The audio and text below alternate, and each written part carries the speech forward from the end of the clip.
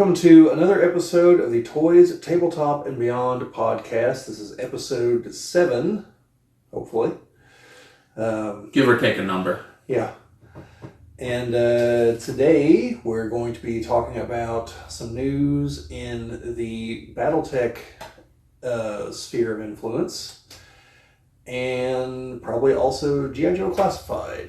And we'll see where we get with that, because we're on a bit of a timetable. Might be a third thing, but I've got my doubts. Some of this might be old news, considering we've tried to get together to record for about a month now. So that's all right, though. I've had stuff come up in life, and it's just... Well, that's all right, Chad. Jim's been absent for months, and I only made one joke about that on camera, so... Okay, so, channel updates. There's not a lot that I haven't mentioned in the other podcast, but just in case, basically the most recent videos have been about movies I've watched. We have gotten together, myself, Jim, and Owen, for 2 of the other podcast episodes within the last 2 weeks, so that's nice. And Jim filmed an unboxing video that's not up as of this recording, but I already have edited, so it'll probably be up before this. And he's raring and ready to go, apparently. He bought some new microphones. No. Lapel mics, instead of 4 of them that all link up and everything. And the test run was excellent on the sound quality. So no more the issue we've had? This shouldn't be. Of the staticky-ness of a power cord and a data transfer cable right next to each other? We shouldn't have that because we're going through his phone. Okay? Yeah. However, like 8 things are plugged into it to make all this work. Because he also bought a monitor so that we have a monitor back behind the camera so we can see, so we don't have to use the forward-facing camera. Oh, that's better resolution then. Yeah, it's better resolution. But, I mean, all the advice I've seen is the audio is the more important part. But more important part is the something worth listening to. So... We might have that? Well, we do on some things. Like the video I did the other day for The Arrival, the 90s Charlie Sheen sci-fi movie. Wait, with the aliens with the backward chicken legs? Yeah, we got like 160 views on that. Meanwhile, talking about the Daredevil season finale, I think we have 4. Well, in all due respect, there's probably 1,000 videos talking about the Daredevil finale. Yeah, I'm sure. And not a whole lot of videos about I'm sure that has The Arrival. I'm sure it has a lot to do with it. And the whole face mask and implosion bombs and... Well, if that's the case, if I get around to watching The Arrival too, we should get some real views. Because you didn't even know there was a sequel, did you? No! Does it have Charlie Sheen still? No, it dies off screen. It's his brother. It's like, oh yeah, my crazy brother. Wait, Emilio Estevez? No, not his real brother. I can't think of the guy who plays him. But he's like a, I don't know, weatherman or something. He's like, yeah, my brother kind of went crazy, went down a conspiracy theory rabbit hole and, died. But I think it was even like an HBO original movie. But anyway, so the more recent videos have been about that. There have been some BattleTech videos. It has Patrick Muldoon. That's who it is. But yeah, like the BattleTech video I did on what we're going to be talking about here, BattleTech Gothic, we've worked at 1,200 some odd views on that. So yeah, and we are going to be talking about BattleTech Gothic, and there's some updates. We're going to talk about that too. Plus, I want to get Chad's impression on the whole thing. Yeah, other than that, it's mainly been the movie stuff. Did a video because Sarah and I went to go watch Vampire Hunter D. And I thought she had seen it before. I don't know why I keep telling this anecdote. I've done this in every video I've done on this topic now. Sorry, Sarah. This will be the 3rd time you're going to hear this. But, I thought she had seen it before. We get about 10 minutes in, and she's like, this is really weird. I was like, well, it's 80s anime. Like, that's what you're going to get. In fairness, it is really weird, but yeah. It is. So I also recently rewatched the sequel, Bloodlust. Oh, you watched the first one. Then Bloodlust. Good way to do it. Well, I mean, they're only connected in the fact that the main characters in them, like there's like Yeah. plot wise or nothing. I would like to point out it's the same way with the books. I've read 5 of them. There's a lot more. Yeah. Yeah, I hear that they're trying to get another animated project off the ground. I would watch it. Yeah, I would too. I mean, Bloodlust they could have released for its 25th anniversary this year. It came out in the year 2000. But I do think Bloodlust has the superior animation. It does. I think it's got a better soundtrack. It does. I also think it has a better plot. It does. Like, I think it is overall, like, it is a vast improvement in all areas. Like, not to say Vampire Hunter D is bad. It's not. It's not. But it's like, this is like improving upon greatness. By the way, the books make it much more clear who the progenitor of D is.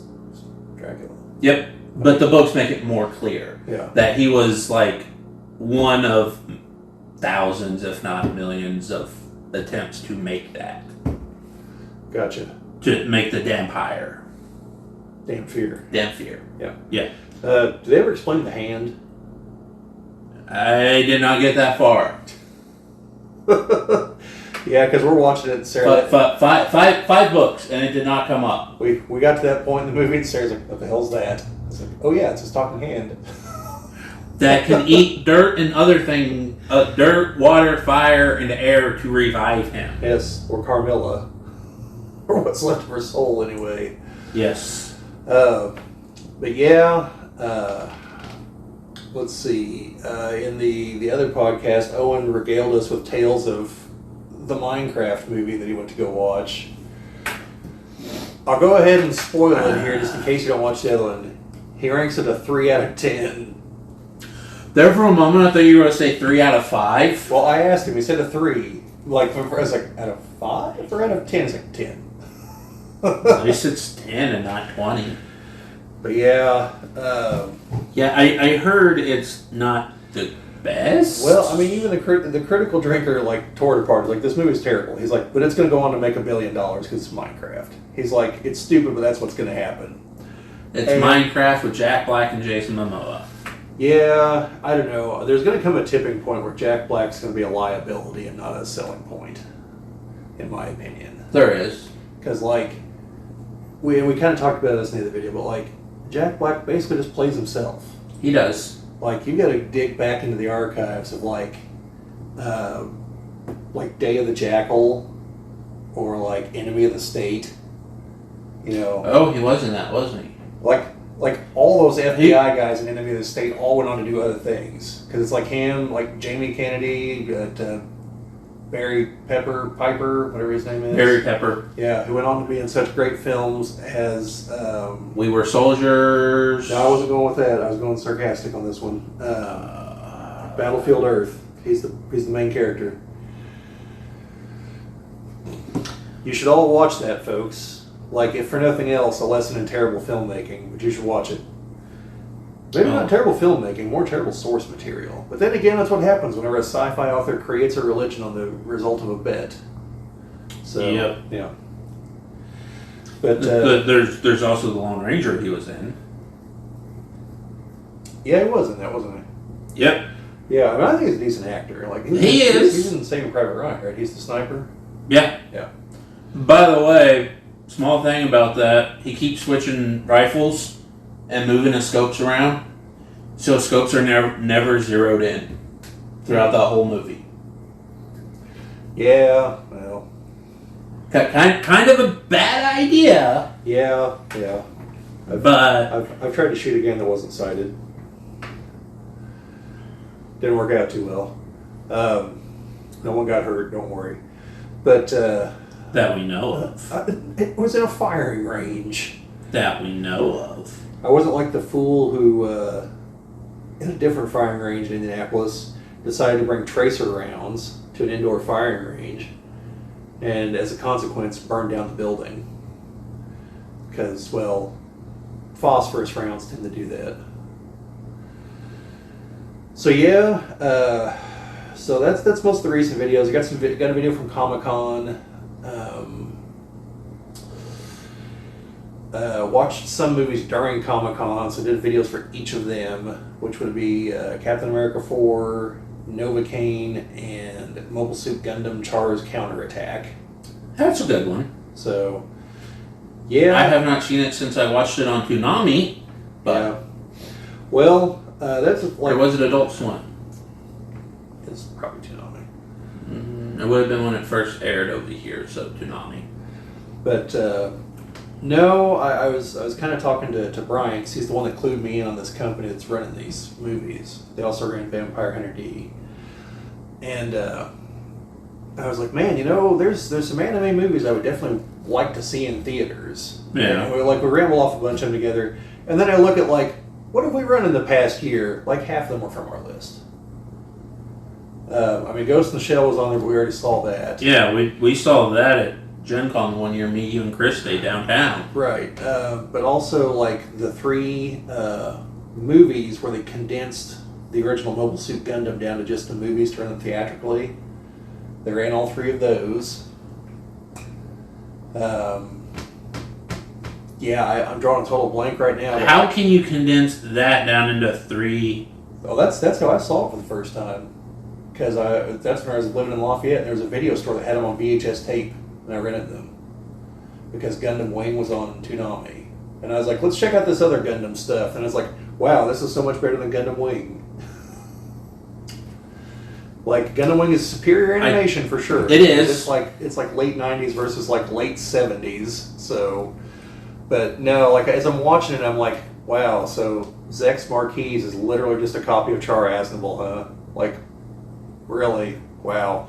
They've kept that trope throughout Gundam. Oh yeah, yeah. And then afterwards, like I get to looking into it, and I realize like that's the origin point for like Zero from the Mega Man X games, for Ryu from Street Fighter, the whole like blonde red hair, the whole like blonde red outfitted opposite the antagonist. Yeah, that's from Char Aznavour, the Red Comet. Yeah. So yeah. I mean, the Universal Century Gundams are like series. There's 3 of them that rank higher than Gundam Wing usually for me. The original? It's one of those top 3. 8th MS team, I'm guessing? Yes. That is actually my favorite Gundam series. Alright, hang on. War in the Pocket? That's like number 5. Stardust Memory? Yes. Okay. That's number 3 or 2. The original series and Stardust Memory, it's literally they're right there. It just flip-flops depending on what I want. Well, I actually hooked my Blu-ray player back up the other day because I unhooked it like 2 years ago to take it somewhere and never hooked it back up. So Yeah. because all my movies are digital. Because I bought some more Gundam movies. Which ones? One is Mobile Suit Gundam Kokoro Done's Island. It's like an expanded version of episode 15 from the series, but it's new animation and everything. Okay. I've got like 20 minutes left in it to watch the whole thing. My brief comments are that this was definitely not made by Tamino. It is way too cheery. Not enough war crimes? Not enough war crimes. Not enough PTSD? Not enough of that. There's a little bit of that, but like it's more vivid. But also like even is it Bright Noah? Yeah. Captain. He's like flashing back to knocking the shit out of Amuro at one point. I'm just like, well, at least I got that part right. Yeah. The Bright slap. So, But on to the actual topic for the video. yeah, hang on. We are severely off I know, topic. but let me finish answering your question real quick. The other one is there are like 6 episodes that are the backstory for Char and Sayla. And because it goes back to like when their dad, Zeon Daikun, was killed by... Spoilers! Spoilers from an anime series from 1979. You had your chance. He's killed by Dave Wanzabi. Yeah. And so it starts kind of there, and it goes up to the Battle of Loam. The one they talk about a lot in the show, which you never actually see. And you can see like the colony drop on Australia and all that. That's where it kind of culminates. But it's 2 DVDs. The first one has the first 4 episodes. I've got that one. The other one has the other 2, where all the action is. That one's out of print, and Japan made like 5 of them apparently for the U.S. market. Now they're like $120. So if any of you listening to this know a place to get that for less than that, please let me know. If you have a spare copy, or if you happen to have my copy of the Mortal Kombat video game for the Xbox 360, I am still looking for that. It's been a while since I put the APB out on that one, but just know it's still missing. All right, so so on to the topics. So, want to talk about the BattleTech thing first, I guess? Yeah. Okay. So, folks, if you haven't seen it, I did a video on this topic for BattleTech Gothic. This might be some of the BattleTech stuff gets sprinkled in here, but we're mainly talking about that. It is an alternate. First of all, go watch the video. It's the one we have. It's got like 1,000 some odd views recently. That's huge for our channel. So, also huge for a lot of channels. I found out. Minor side note here. I was watching one of those vidIQ videos. Something like 70% of videos never make it over 100 views. Look how many videos are on YouTube.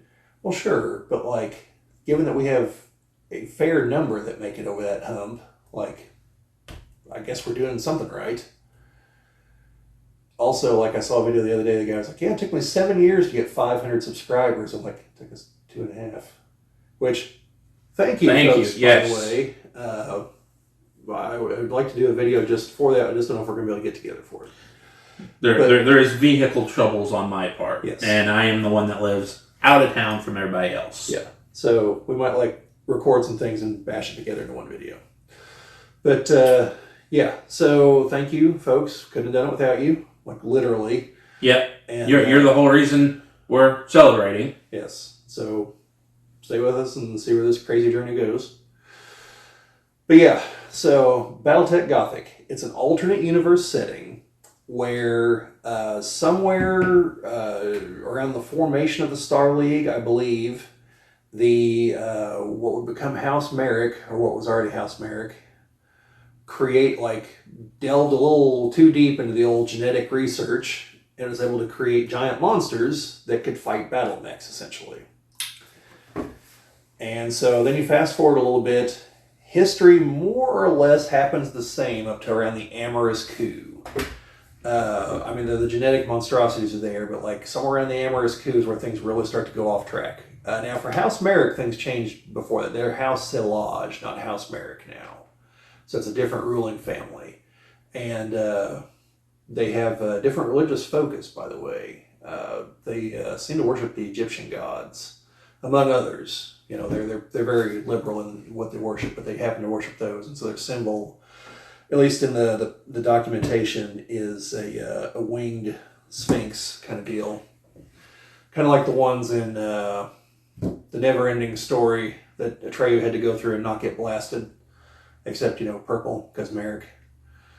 So then you have the Amorous Coup, and basically things start really going different there. Kerensky does still leave, but he only takes like 1/3 of the Star League Defense Force with him instead of the 80% he took in the main timeline.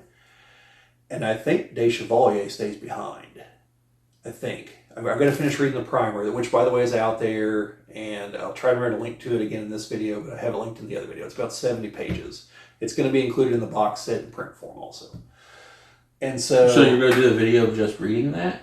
No, I'm going to read it, take some cliff notes. And I thought you were saying you were going to read it for those of us that don't want to read it ourselves. Well, no, you're going to get a condensed version. Like, I'm not doing an audiobook.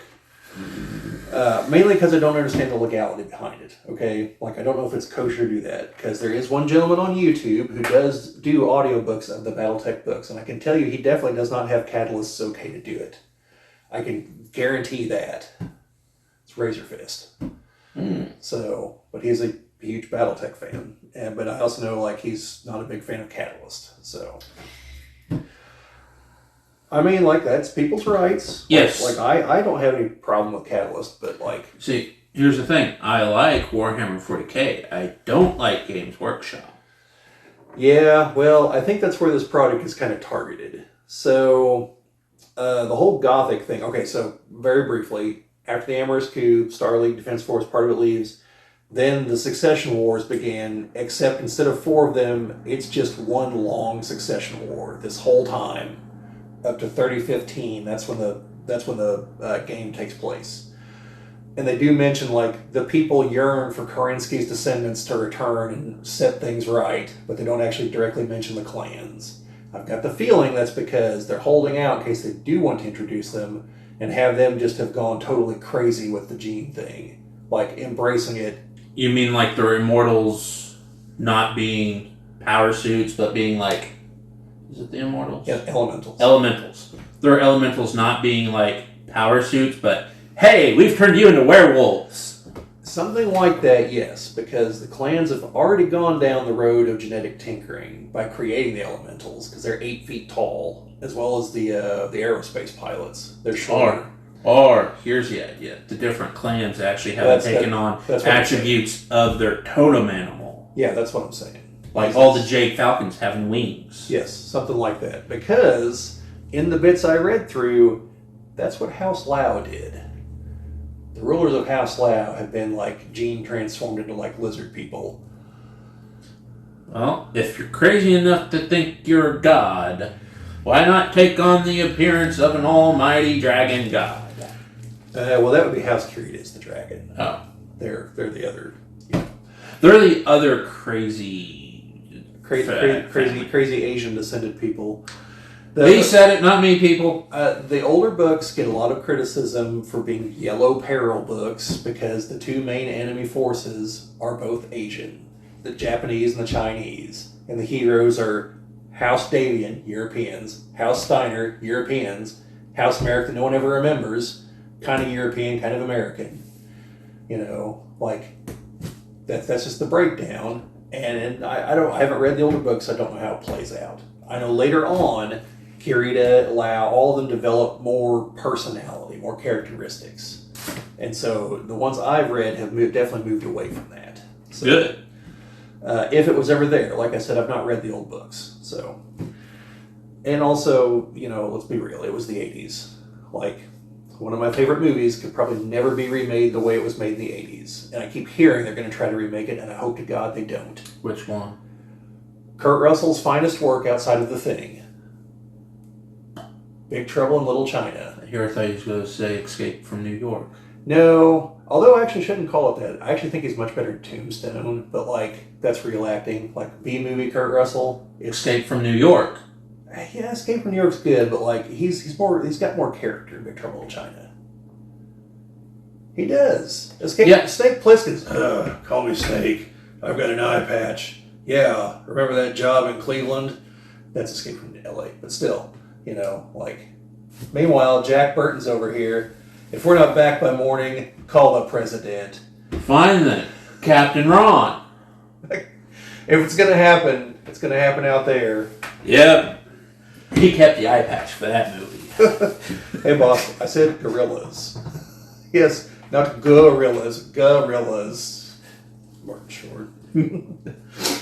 But yeah, so the Captain Ron's a great movie. It is. You should watch it, folks.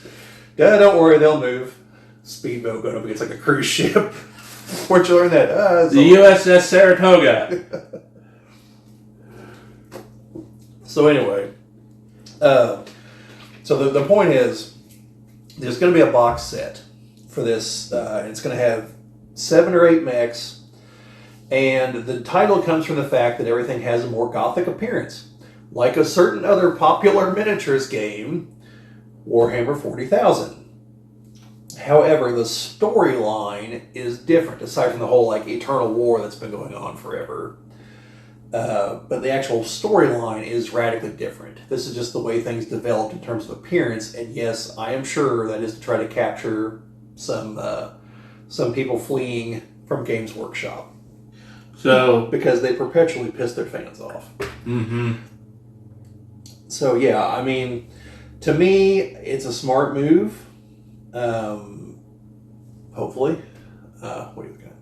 Nothing. Okay, I thought you were looking at something on the phone there. To me, it's a smart move, but it's also just the first of a few of these. The next 2 are already like in motion. Now, current world events of the tariff variety may have an impact on all this. We'll have to see, because obviously these are all made in China. And at the moment, well, things are getting a little expensive to bring in from China. We talked about that in the other videos. I know a solution to that. For the two sides to come to the table and agree on actual free trade. Oh no, I meant a different solution to that. Just catalyst solution. Or other miniatures manufacturer solution. Move manufacturing someplace else. Yes, but no. Okay, I'm intrigued. Sell the license to sell miniatures that have been 3D printed by other people. The STL files? Yes.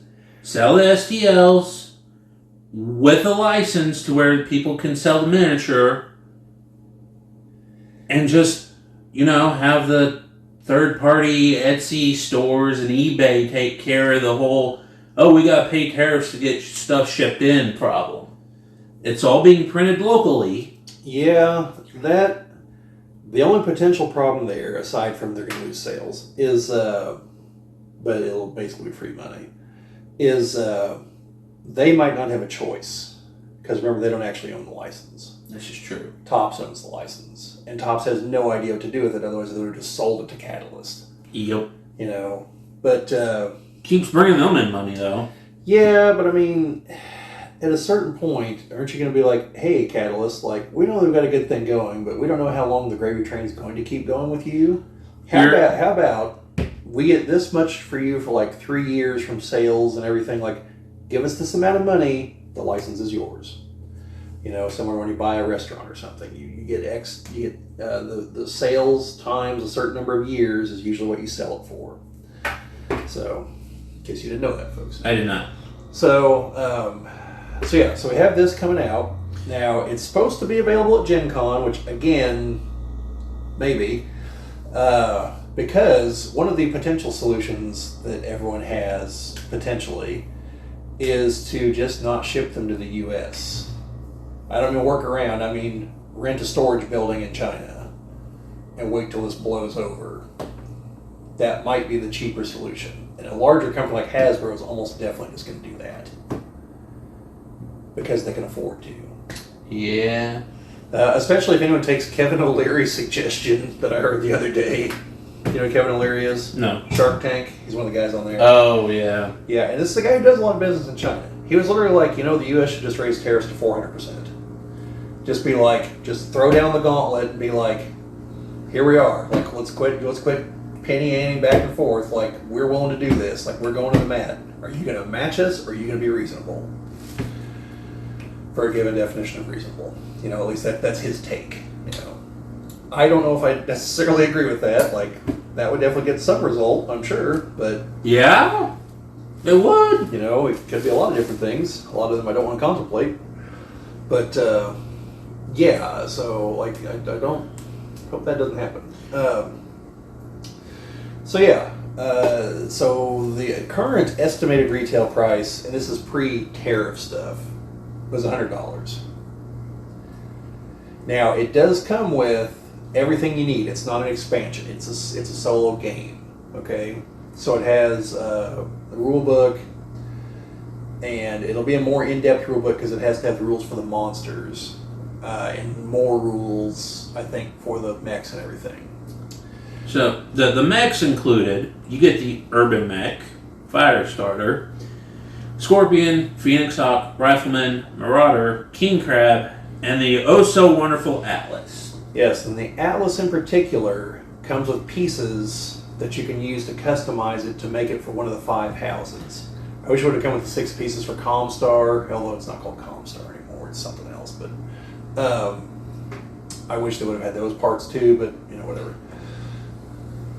So, but it does have for the 5 houses, so you can customize the Atlas to look like one of the 5. Now, after all this information came out, we found out from Adepticon that the plan is to also have salvage boxes if you just want the mechs, and randomly. Now in there, the Atlas will not come with the extra parts. The Atlas will already be fixed to one of the 5 houses. It'll be random which one, and they won't like all be House Kirita or anything. Like presumably they'll be in even numbers, but I could be wrong on that. Because the houses are not evenly popular. Like Kirita and Davian are like light years beyond the other 2 or the other 3, from what I understand. Hey, as a Lao fan, Chad, I have to live with the fact that like yours is last. Somehow we're last, even though people forget one of the houses even exists. Merrick. Oh, yeah. We're somehow coming behind that one. So, but yeah. So and they've got different appearances and everything, but so they're going to be salvage boxes, and depending on how things go, they might also make a force pack of the actual monsters because they're standees in the box. So yeah, that part's disappointing. I'm not gonna lie. I'd rather have actual miniature monsters that I can let sit around and not get painted for who knows how long. Yeah. That we're in painting pile of. We're in painting season now, Chad. The weather's warm. You can prime them. Pile of opportunity. That's not what everyone else calls it. I try to keep a brighter approach to my pile of stuff that needs done. My pile of opportunity keeps growing, and I'm trying to get going to where, I'll start shrinking it. So yeah, and there is a short story in there. They did say probably don't expect full-length novels for this timeline. There might be short stories in the Shrapnel collections. For those of you that don't know, Shrapnel is, they call it a magazine, but they're books, like normal size paperback books, like the other BattleTech books. But they have a bunch of short stories in them, and they're up to issue, I think, 20 right now. So, I have the first 2, just haven't gotten around to reading them. Talk about them at some point on here. So, we have those things going on. There was something else about them. I can't remember what it was, but they do also hope to have the Aces system, the first one, at Gen Con, I think is the plan. Now, Aces is the system that allows you to either play against a generated opponent using cards and stuff to dictate their actions, or to have 2 people co-op against another. Because as is, you're always, like if you've got 2 players, you're always playing head to head. Whereas this will allow a co-op option. Plus each box has more mechs in it. Can't you just do 2 versus 1 by having the solution of, hey, their battle value is double what mine is. So ours added together is equal to them. You could, but there's an obvious problem with that. That requires you to have 2 friends that play BattleTech. Whereas most people have difficulty finding 1 friend to play BattleTech. And even if that one friend is in the BattleTech and not necessarily get together to play enough. Right. Also, like I said, Aces also allows you to play solo, in case you can't even find the 1 friend. So yeah, so that's hopefully going to be coming out at Gen Con. I don't know anything else at the moment that's supposed to be coming out at Gen Con. So really, for the mechs in this, did they just make them pointier and make them look more religious? Yeah, pretty much. I'm going to take them... And give the King Crab a grill. Yeah. I'm going to take some of them and paint them up so they can be in the same unit as the Battle Pope of New Avalon. Wait, I have that here. He pilots a Regent on an Atlas. One of the variants for the Atlas, it literally has the conical Pope hat. Yeah. So yeah, there was something else BattleTech related, but I can't remember what it is. Because they haven't done their monthly update for April, which is why I don't have a video for April out. I might do one just based on the various things that have happened. So the variants for the Atlas look nice. Those look nice. I will. Yeah. I have no idea whether one has a headdress. I don't know. That one has a crest. like it's trying to be a gladiator. I do like the Steiner one. And the change to the symbol for Steiner, Yeah. because it has pointy knuckles. Yes. Shows just how much more brutal they are. Yeah, they seem to still have the same problems, but Well, of course, they still gotta, show that they're Steiner. yeah. But I'm for it. Kind of for it. I was more for it before he told me it was genetic manipulation that got the giant creatures, and not, maybe someone found and created a portal to hell where all these things came out of. No, that's where they look like they came from, but no. See, I was more game for it then. Well, they didn't want it to be just a literal knockoff of Warhammer 40k. They didn't want it to be like, this could conceivably be the prequel, I don't care. You don't care, but they'd like to not be sued again. They wouldn't be sued there because there is enough legal differences that they could not be sued. Chad, remember. Portal to Hell No, is not just a Games Workshop creation. I know it's not, but neither are Space Marines, and they have tried to sue people over that. And they failed. But it still costs you money to defend yourself in court. Alright? That's what I'm saying. Like, if they could, they would, buy a time machine so they could sue Robert Heinlein, the guy who created the concept of Space Marines and battle armor and everything like that. Trust me, they would do something like that. Speaking of getting sued, as I mentioned, there's two other things in the pipeline on this. One is like a 1950s, what do they call it, rockets and ray guns kind of thing. So think like Flash Gordon, stuff like that. The atomic age, all those kinds of things. So, Rockabilly mech pilots. Yes. So the mech should look rather interesting.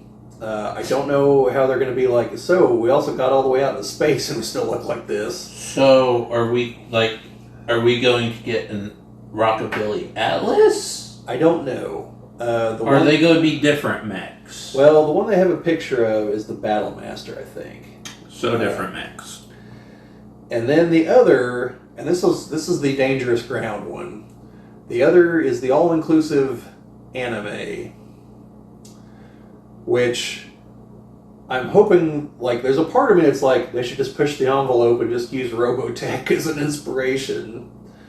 But then there's that part of me that's like, no, I'd really rather not the franchise die for another 30 years because Harmony Gold sued them again. Parody. However, defense. If all of the mechs are lambs, that'll be great. Yes, that would be great. Because that would be the stick it to Harmony Gold move. All the mechs for the anime one are lambs. Either that, or they're all very clearly inspired by, but legally distinct from, Gundam.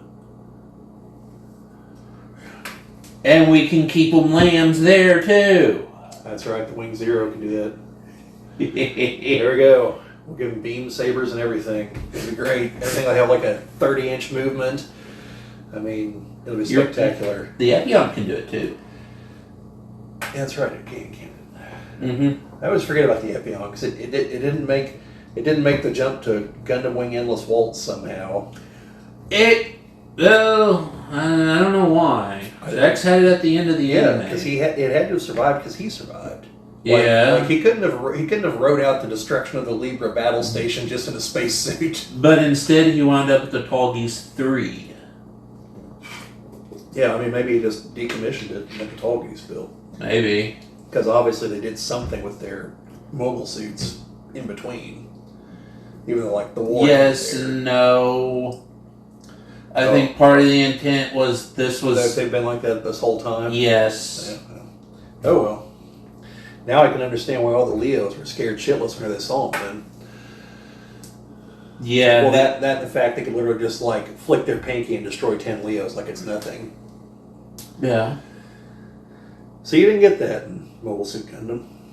No, you didn't. Amuro had to actually work at destroying Zaku's for a while. Until he became a pro. Yeah. Then they used to kill people. And suffered. Well, that builds character. The Noah slaps. Yeah. Each one of those let him get better at piloting. That's how you know he leveled up. But yeah. You're horrible. So so those two are coming, and then if these work out, they'll make more. So at least that's the idea. I would be happy with more. Give us a Wild West themed mix. Yeah, like the ones they threw out, I think steampunk got mentioned.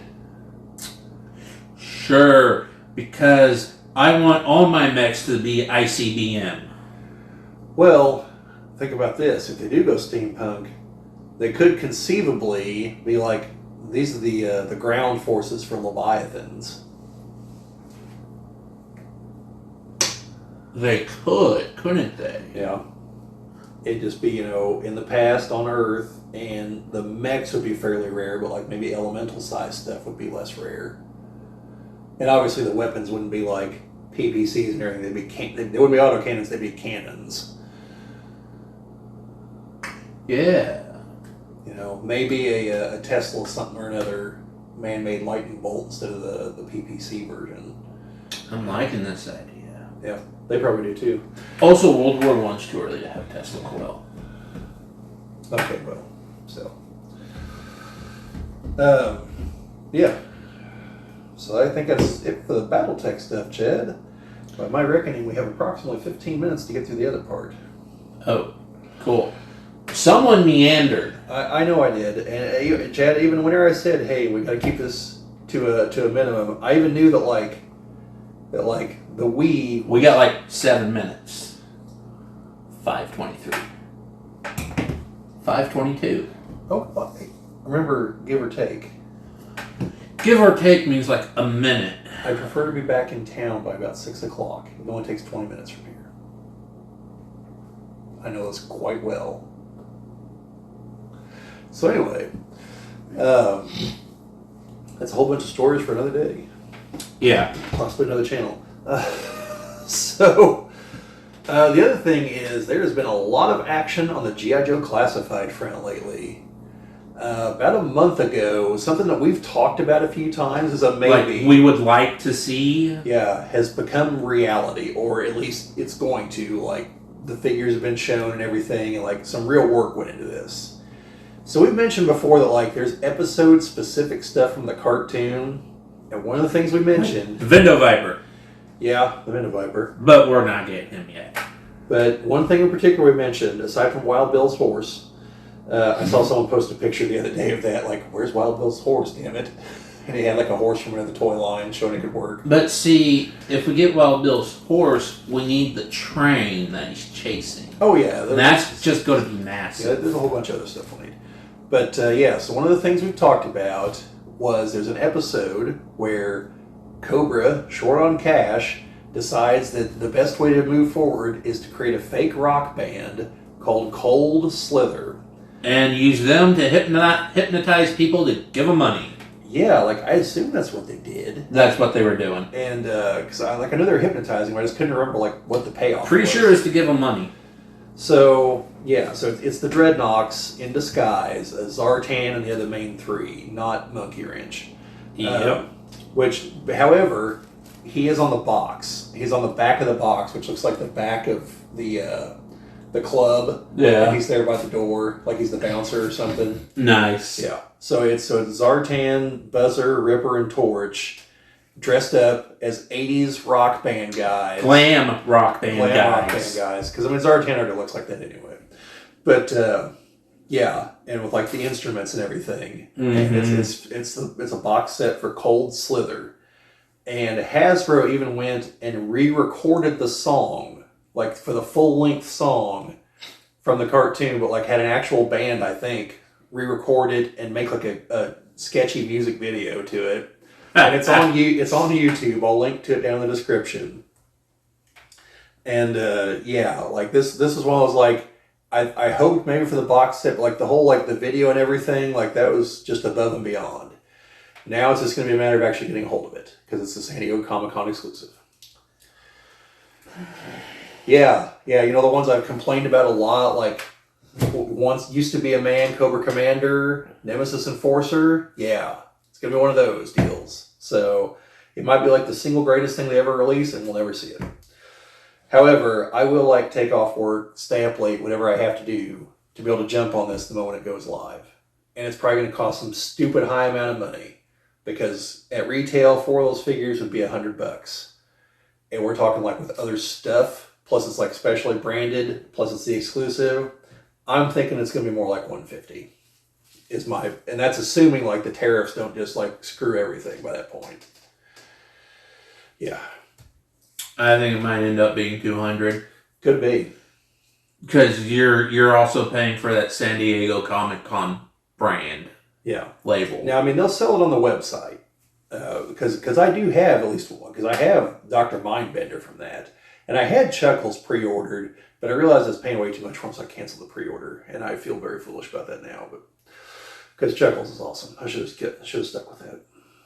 But anyway. You canceled on Chuckles. Yes, I did. He'll get a regular carded figure sooner or later. He'll still be wearing the Hawaiian shirt. No, he won't.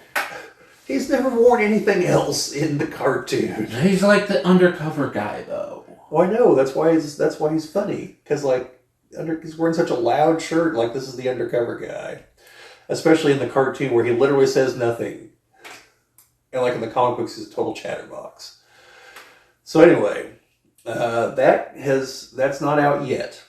We also had a wave of that had the Cobra snake armor and Battle Armor Cobra Commander. No, he's in the other wave. The snake armor, Darklon, who is Destro's cousin.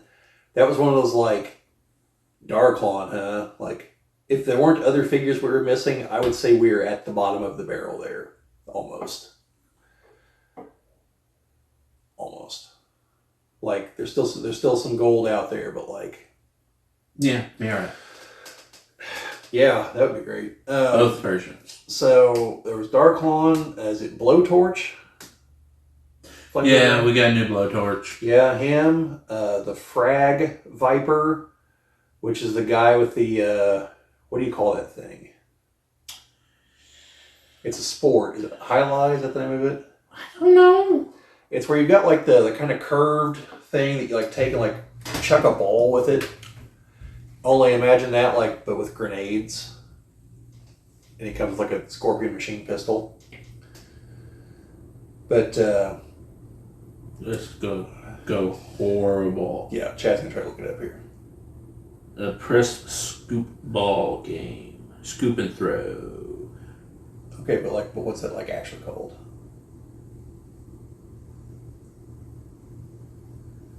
Hang on, folks.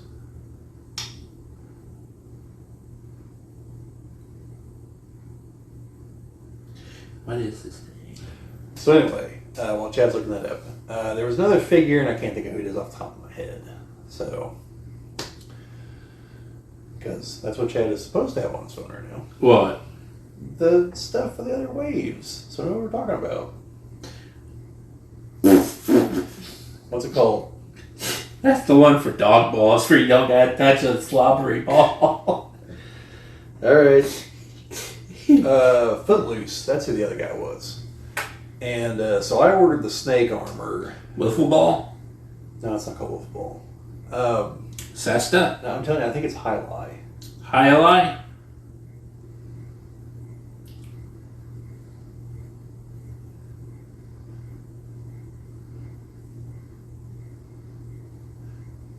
Yeah. That's it. It's Highlight. That is a J-A-I. How do you get high out of that? That's how I always heard it pronounced. Anyway, it's Spanish. Wait. That looks familiar. Yeah, the Frag Viper looks like that. Yeah. So, like I said, Footloose is also one of them. Footloose has a very like generic Vietnam soldier era look to him, like he's in the jungle. So I will definitely be buying him. I might buy Blowtorch. I don't know. I'm trying to like keep it down to just the figures I actually want, not the that guy looks pretty cool. That's already suckered me into a lot of them. That's why I need to find Crystal Ball. Crystal Ball. Who also has already come out and like sold out at Walmart. So you poor thing. I don't know, like all the others, he'll be back in stock, I'm sure. Well, though I say that, well, no, I did get 2 Range Vipers at retail, so But yeah, we have those, and then this next batch. So some of those figures are still available for pre-order. If you folks look, they're supposed to come out August 1st, give or take. And then this last set had the Claw Glider, which is a Cobra hang glider with missiles, and has like a female version of the Cobra Trooper as the pilot. And then the Snake armor does not come with a pilot, by the way. But also, it's significantly bigger than the old version, because the old version it literally was like parts that you add onto a figure to make it look like the Snake armor, you know. So it's literally like a guy inside, you know, basically like a battle armor kind of thing. This, the guy is fully seated in the upper torso. That's why it looked familiar. Yeah, it's in trunk. Yeah. So the new Snake armor is quite a bit bigger. It's a robot. It's not a battle armor. It's a robot that someone's piloting. But it doesn't come with a pilot figure, like I said, which is why it's not $100 yet. Again, we'll have to see the tariff situation. So the second, this more recent batch also had Snake Eyes version 4, which is the one with the red goggles and kind of the blue and gray outfit. I'm not a fan of that look. Yeah, I've got the one with timber. I'm good. Although I might get the radioactive one with the polar bear. I think I got 2 versions of Snake Eyes with timber. Yeah. I said I might get radioactive Snake Eyes with the polar bear. I actually saw a thing on Facebook that Hasbro posted like, you need the newest member of the Joe team, polar bear. And I was like, what? What the hell are you talking about, Hasbro? Like, put down the crack pipe. Like, the polar bear wasn't part of the team. They named one of their guys Snowjob. Well, yes, they did. It's unfortunate for him too, but there's like a whole skit on Robot Chicken making fun of his name and him in general. So we have Snake Eyes version 4, a reprint of Major Blood, who, like, he's one of the most expensive figures in the line. Because he was only made once before, and it was an early version. It was an early version, it was only at Target, and it sold out quickly. This is literally just a repaint from what I can tell. So I pre-ordered that one because I want Major Blood, because I need a one-eyed guy to teach everyone else how to shoot. Look, that's just how good of a shot he is. Then we also have Battle Armor Cobra Commander, which is one of the versions I like. But also has some accessories I wasn't expecting. I should have, but I wasn't. He has 2 different heads. You can't see his face in either one, but the difference is around his eyes. In one, he's human, which is how he appeared after the Operation Dragonfire episodes, because in the movie he was transformed into a snake man and then eventually a snake. And so then to like get the new cartoon going in those 5 episodes, he gets turned back into a man, but he's reptilian.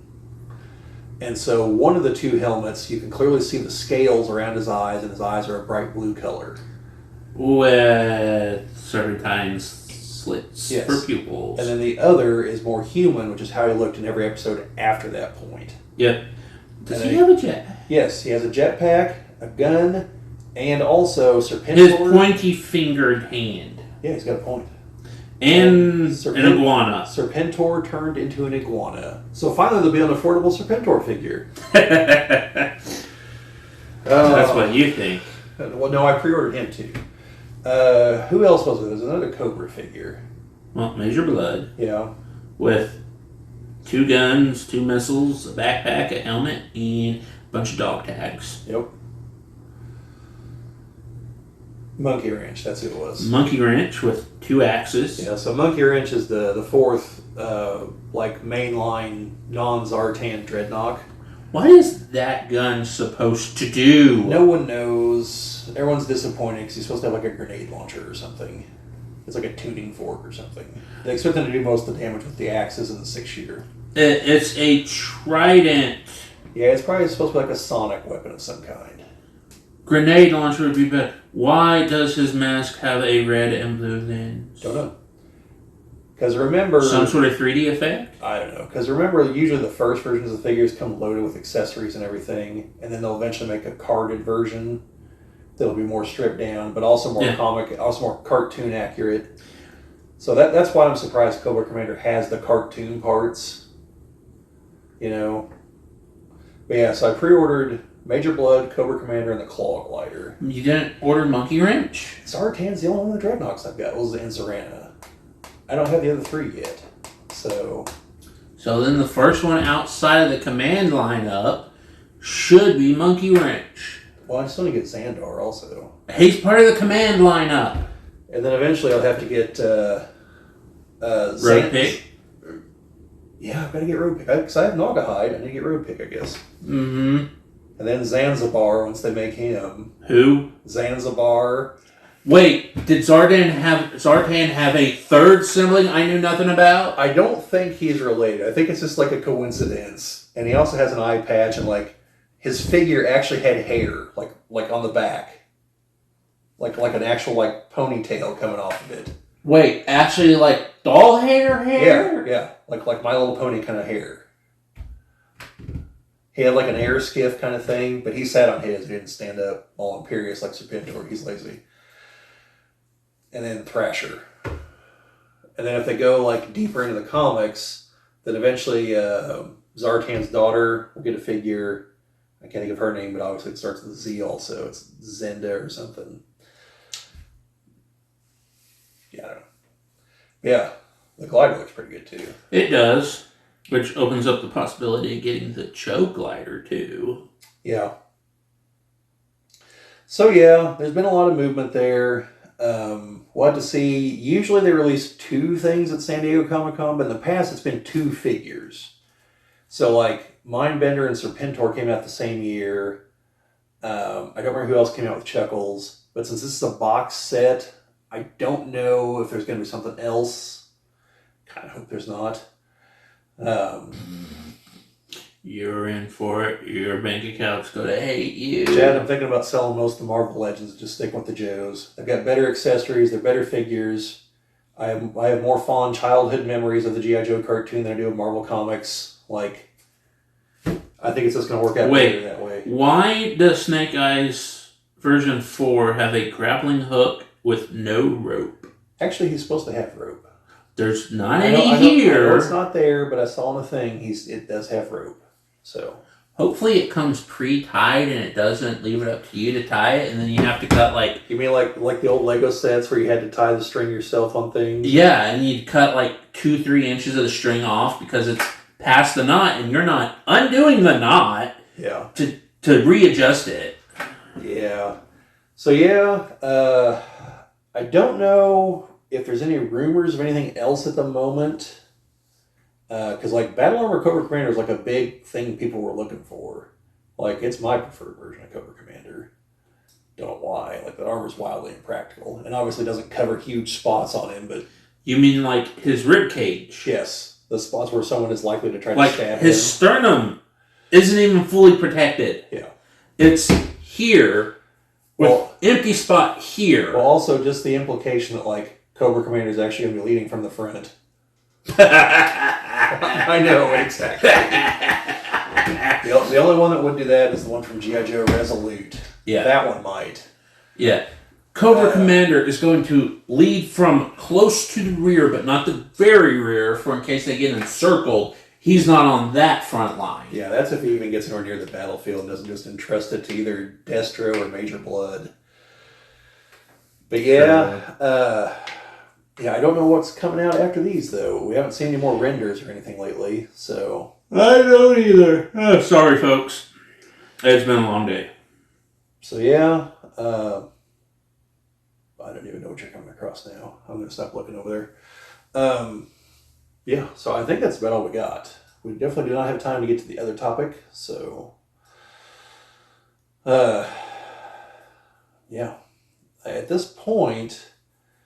I'm not sure, like, what all we're really looking at, because, like, with that deep cut of Darklawn, like, the Iron Grenadiers have basically, I think, Voltar left, and then some of the pilots, And unless they start just making the pilots without the vehicles, I don't know if we're going to see some of these guys, like the Strato Viper. Like, they're not going to make the Night Raven. Ooh. It'll be bigger than your table here. Yeah, no. They might make, like, the little pod on the back, you know. Yeah. Like, they'll never make the Terror Drone, but they might make the Fire Bat. But yeah, it's a Target exclusive. It's got some of the other things for the mass device. Yeah. Might have to try to get that breaker. One for the mass device stuff, but also two, the head with the bubble gum. Yeah, I need him. Need to break down and go ahead and buy a bazooka.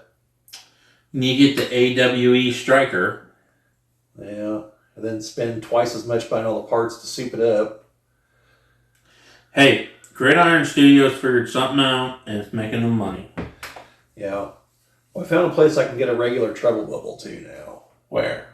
It's Entertainment Earth. They've got a bunch of them that are like, the box is damaged, it's like $40. Why would you tell me that?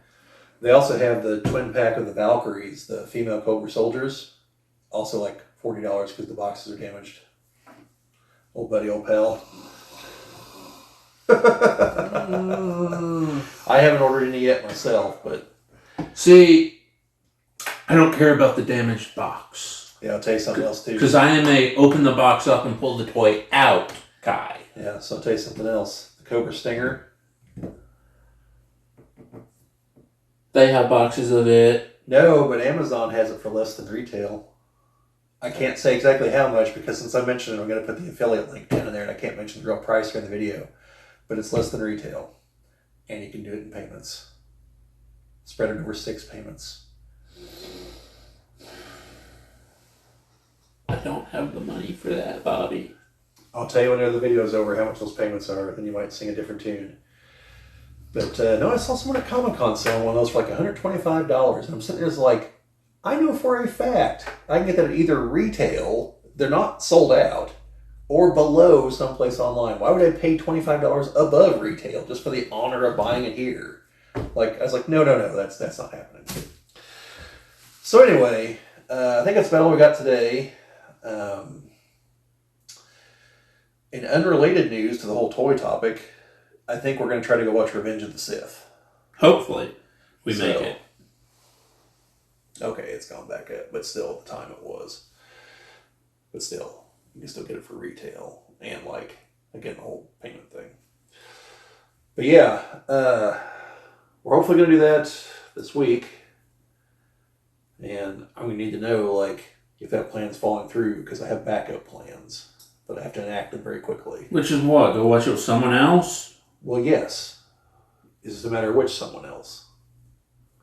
Oh, I see how it is. Well, I mean, if you can't, then I'm going to be going to watch it with Sarah. No, you gotta wait to do that Saturday for you can talk her into watching it all day long. She's busy Saturday. I tried. I already had this conversation with her. Wow. Yeah, she's got stuff going on. She's got you didn't like talk her into like, hey, let's go watch the same movie multiple times in theater, all in the same day. Chad, you only gotta buy popcorn and drink once. Chad, I explained to her that like that will break 2 of my personal records if we could do that. If I could watch it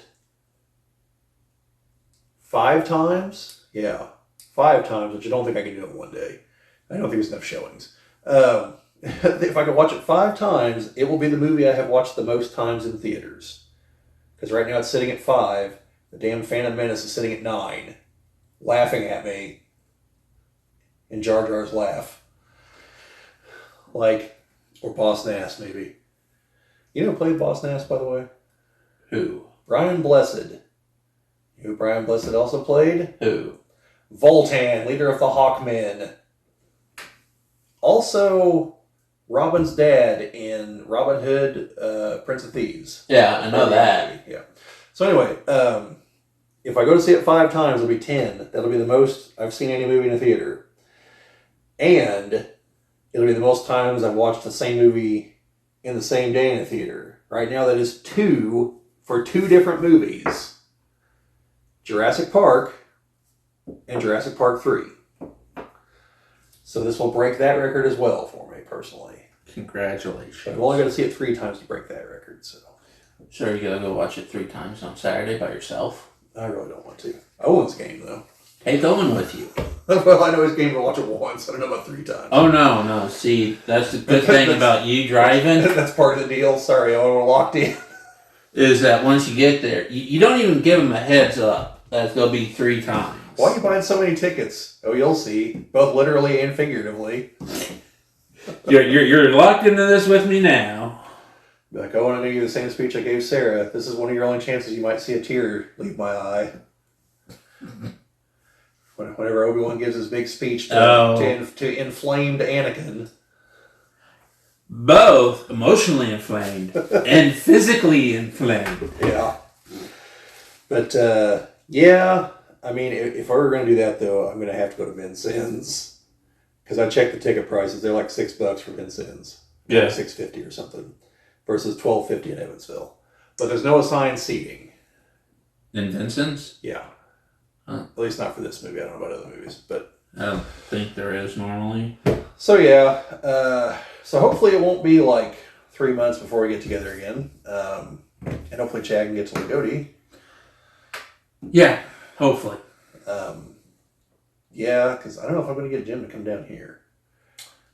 You're not. Like, he's got the setup. Like, I don't even know if I could get him to come across town to my house at this point. You're not. I'll have to ask him on that. But, yeah. So, that's all we got. Thank you again, everyone who helped us cross the 500 subscriber mark. And hopefully you'll stick with us and get to 1,000 as the next goal. And then from there, once we get, 1,000's to be monetized. If we have 4,000 watch hours, which I don't know if we do or not. Look, if we have 1,000 followers, that means each one only has to have watched 4 hours of our videos. Okay, well the problem is like for us, that's like 2 episodes. I know, but the problem is like the 1,000 subscribers don't watch every video. Like right now, the 500. That is the average they have to watch. Okay. Not what they actually do watch. All right. So anyway, the punchline I was getting to is then we can make her like $3 a month from AdSense. Yep. And I can start paying Jim some money on those microphones he just bought. Yeah. Then we can actually look at upgrading a few things. Because I talked to Jim. I want to redo the intro. I want to make it shorter and just make an intro for all the videos instead of the different ones I'm making. Because I think we're losing people there. Because it's like 16 seconds. And, I think people are like, am I really going to stick around for this? Here's the solution to this. It's not your end of the intro. No, you flash the channel thing for like 30 seconds where they can read it and then cold enter. No, I think we'd go like 5 or 6 with a tune to it. But the problem is the tune. Like, I've got the music for YouTube, but like, I don't know if that's going to work. Like, if there's one that like, this one's the one. Or if I need to like, download is it MIDI or MIDI? M-I-D-I. The music type. Yeah. Recorder and, try to make something myself that sounds vaguely like something from an anime or a Super Nintendo game, as the case may be. Because I think that kind of fits with what we're going for. Just saying. Or I'll go to Fiverr and pay someone to do it. Might pay them to do the whole intro, in fact. Because I also need to upgrade the logo picture. That might be a good idea. Because I need to put Jim in there, so. And Owen. Maybe. Probably. I don't know. I'm sorry, Owen. You see how valued Bobbie has you at. I should, I guess, because he helped carry the torch for the podcast episodes. Yeah, I should. All right. Well, folks, we need to get going here, so that's all we got. Again, that's said it like 5 times now. I really mean it this time, hopefully. Like, share, subscribe, all that fun stuff. If you liked what you saw here, sharing and commenting are the things that help us grow the channel the most, outside of subscribing, obviously. But, any comments you want to make down there about anything we talked about? If there's anything that sounds exciting on the tabletop toys and beyond front, let us know down in the comments. We'll look into it if we haven't already. But yeah, that's all we got for today. So we'll be seeing you folks later.